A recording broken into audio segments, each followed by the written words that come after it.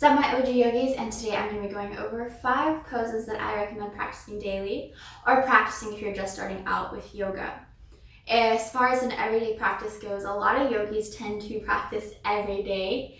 It seems daunting, but it tends to be a little bit more of a lifestyle choice as opposed to doing yoga for a workout. So you don't have to do this, but if you're trying to get towards that, I recommend starting small.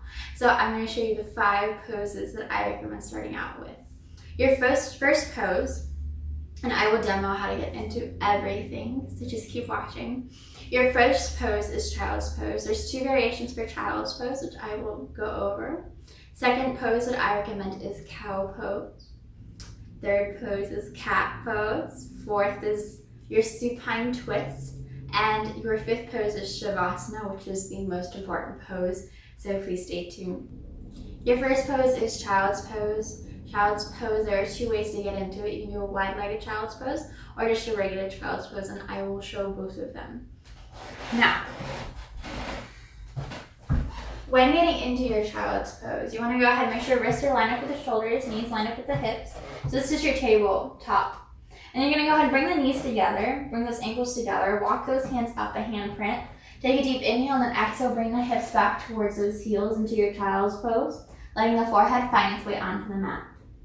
As you're here, you massage that forehead into the mat, and you get grounded in that child's pose. Second variation of child's pose, for a little bit of a hip opener, bring big toes together, lift the knees, find the wide edges of the mat. Take a deep inhale and exhale, bring it back into your wide-legged child's pose. Maybe walk the hands up a handprint and massage the forehead into the mat. So depending on how you're feeling, you can either take regular child's pose or wide-legged child's pose. I tend to feel more relief in my lower back because I do a lot of yoga when I do regular child's pose. When I do that wide-legged child's pose, you get more of a hip opener, which helps you release stress and trauma. Now, second pose.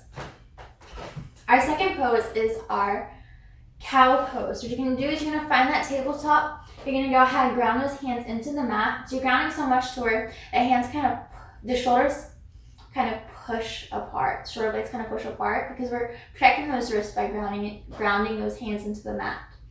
And then from here, you're going to inhale, shine the heart towards the front, arch that back into a cow pose. So as you're here, you're stretching out the spine. You're giving that spine a little bit of movement. And then from here, we exhale into our third asana, our cat pose, where you hollow out the tummy, you pull those shoulder blades apart into your cat pose.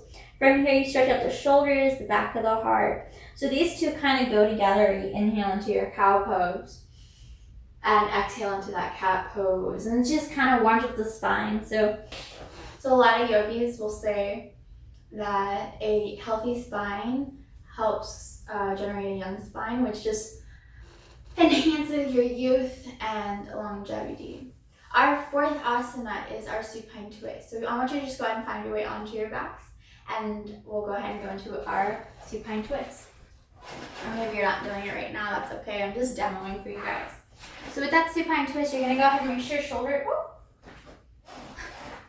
going to go ahead and make sure that your arms are up beside you in 90-degree angles. You're going to make sure both shoulders are grounded here. You're going to bring both knees up. You're going to take a deep inhale. I want you to keep your left shoulder grounded. Exhale those right knees to the right. This is your supine twist where you stretch along the lower back. So that's tend to be where I feel it. When I sit in a desk all day, I get a lot of tension in that lower back. So I really, really love to open up that lower back whenever I get the opportunity to. So with a supine twist, you want to do both variations. So if you're going to the other side, you're going to bring both knees together. You're going to exhale and over towards the left and keep that right shoulder grounded. As you're here, you're going to breathe for however long you choose to do in that asana. Now, 5th pose, shavasana. Shavasana is the most important part of your practice. It is also the hardest part of your practice. Shavasana is what you're going to do is you're going to lie on your back in a comfortable position. 2 variations for shavasana. Actually, in shavasana, you can do any variation you want to do. I show 2 just because they tend to help students. So if you're a teacher, I tend to teach these 2 because sometimes someone has knee issues or back issues and can't just lie on their back. Now, so for that shavasana, you're just lying on your back.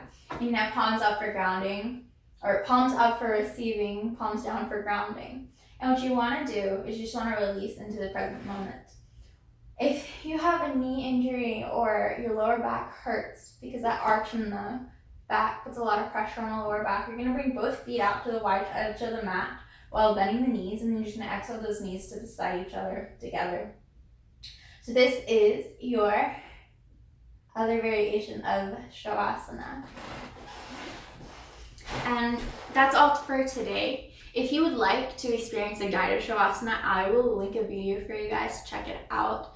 It kind of helps you really understand what Shavasana is. It is kind of like nap time, but a lot more woo-woo. So I do recommend practicing it whenever you practice yoga. I hope this video was helpful. Please be sure to like, comment, subscribe, and ring that bell. The light in me honors the light in each and every one of you. And together we go forward and say namaste. Namaste, you guys. Thank you so much for practicing with me today. I hope this was helpful. Bye. Is that lip reading? Okay. I mean... No, it doesn't look good. Let's see if I can do it.